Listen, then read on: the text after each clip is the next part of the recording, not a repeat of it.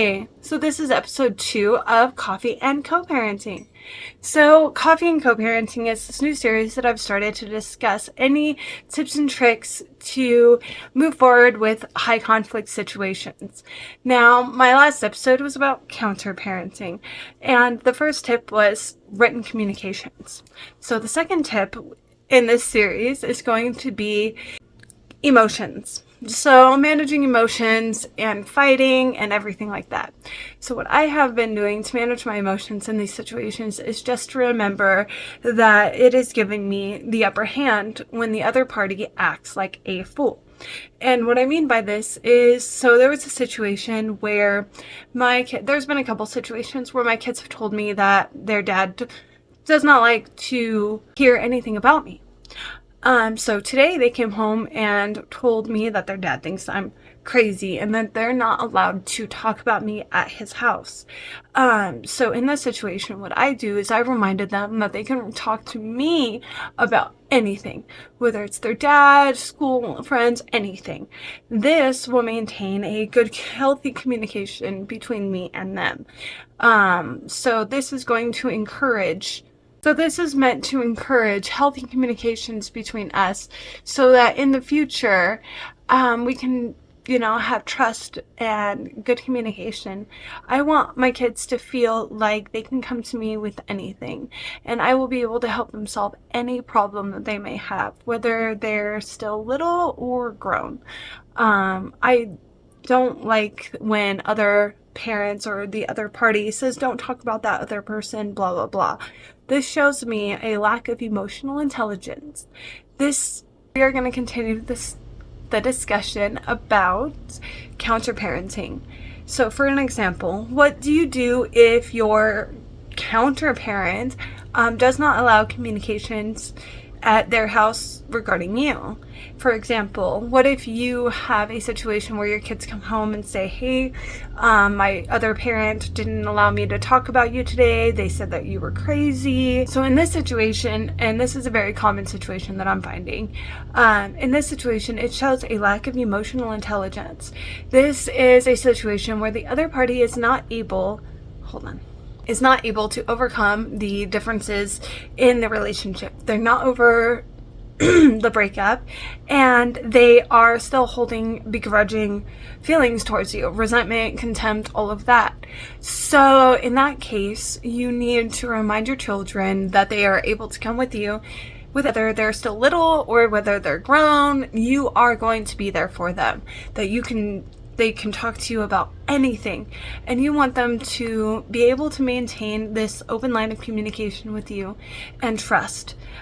Because if they're not able to do that and they don't feel like they have somewhere safe to turn to at home, they will turn to other people and they might get bad advice.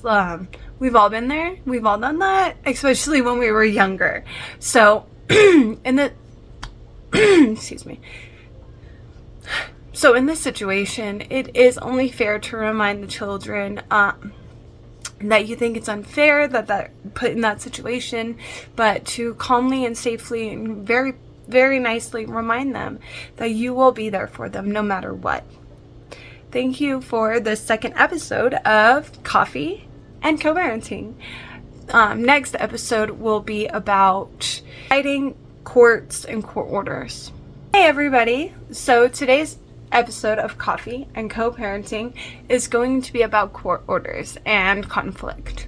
So there are a lot of people that don't understand that there are court orders involved in a lot of high conflict situations, and that means that the parents have tried to communicate or they didn't, and there is now a court order involved. This means that they will have to follow certain rules that a judge sets in place. That means if a kid gets sick the night before a transition to the other parent's house, the other parent still might have to take them to school, and they have no choice. And I was recently put in that situation, so this is why I wanted to talk about it and clarify a little bit. So, first of all, there are you can get in a lot of trouble if you don't follow court orders in a lot of situations. Judges take their rulings very seriously, and if you break that court order, it falls under contempt of law.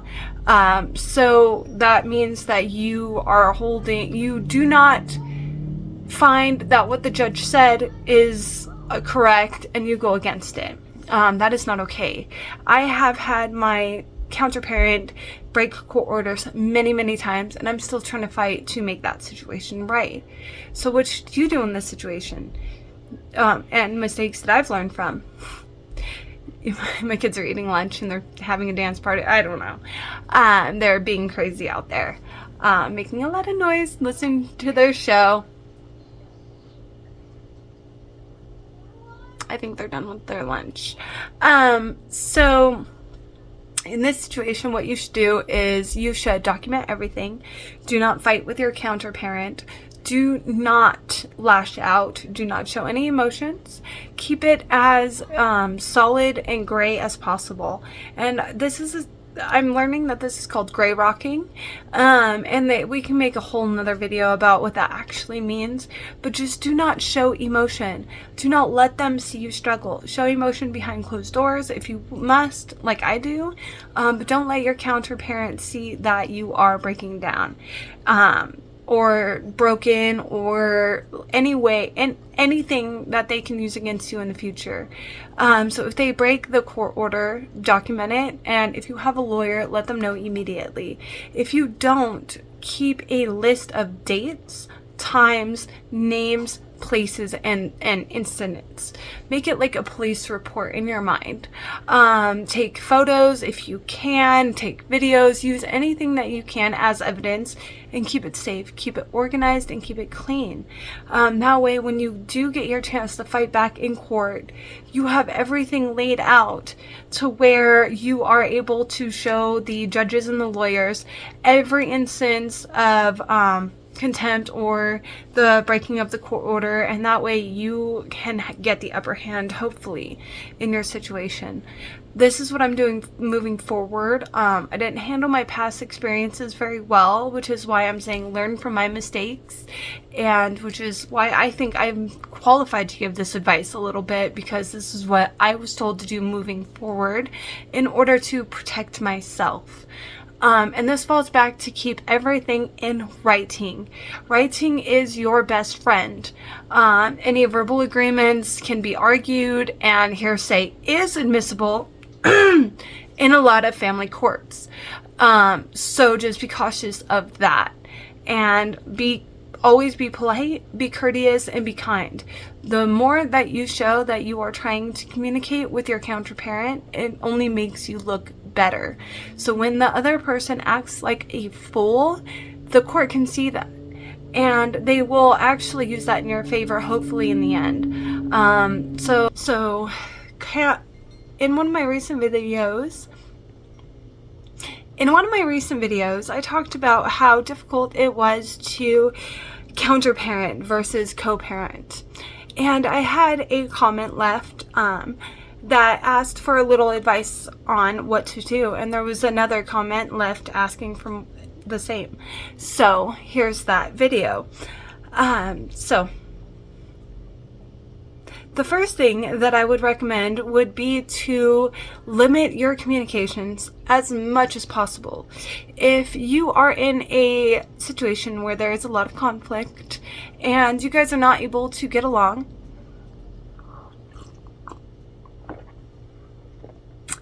and you guys know that all you guys are going to do is fighting, then limit your communications only to in writing.